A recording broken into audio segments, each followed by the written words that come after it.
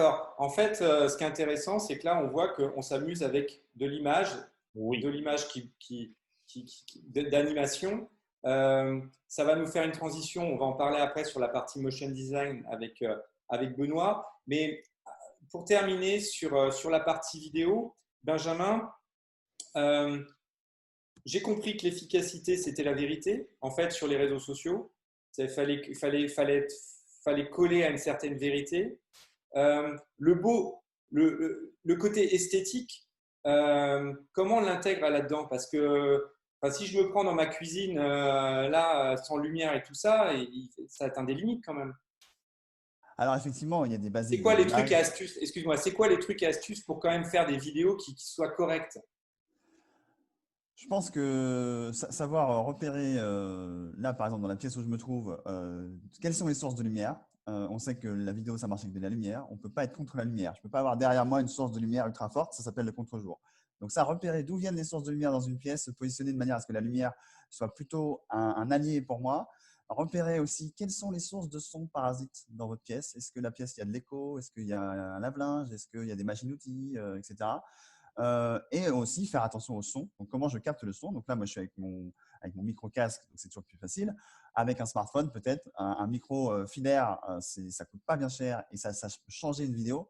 Surtout que sur LinkedIn, on cherche, à mon avis, le côté proche des gens. Et donc, si je mets un micro-cravate, tout de suite, ma voix va être plus proche, plus chaude. On va amplifier un peu les graves.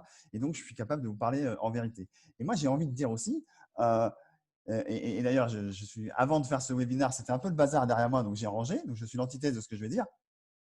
Si vous accueillez dans vos locaux des clients et que ce n'est pas ultra clean, nickel, et que ça vous va comme ça, pourquoi dans les vidéos sur LinkedIn, on ne verrait pas la même chose? Parce qu'en fait, pour moi, il faut être le plus raccord possible dans la communication avec ce qui se passe en vrai.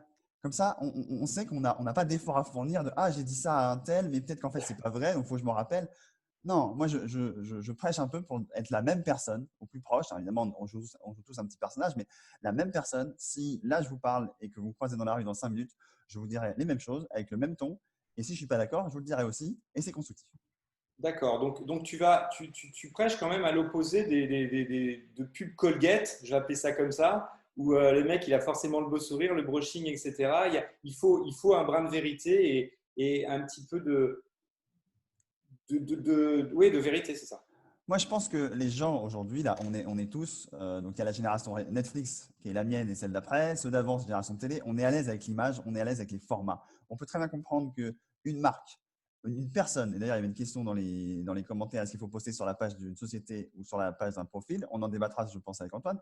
Mais concrètement, euh, on peut très bien, chaque semaine, au moins chaque semaine, pour moi c'est une vidéo par semaine minimum, avoir ces capsules de vérité où je vous dis des choses, etc. Et de temps en temps, eh bien oui, on met en scène notre produit. Oui, on fait la belle vidéo de présentation de l'entreprise, de D'accord. l'atelier, etc. parce que ça fait plaisir, on travaille, on est fier de ce qu'on fait. Et là, on peut se permettre d'avoir la voix off, la musique qui envoie, etc. et de faire un bel objet parce que juste on est fier de ce qu'on a et on veut le transmettre à nos clients et on emmène un mouvement comme ça. Et les deux se répondent et tous les formats vont se répondre et créer une sorte de mosaïque qui forme un tout qui est cohérent en tout cas.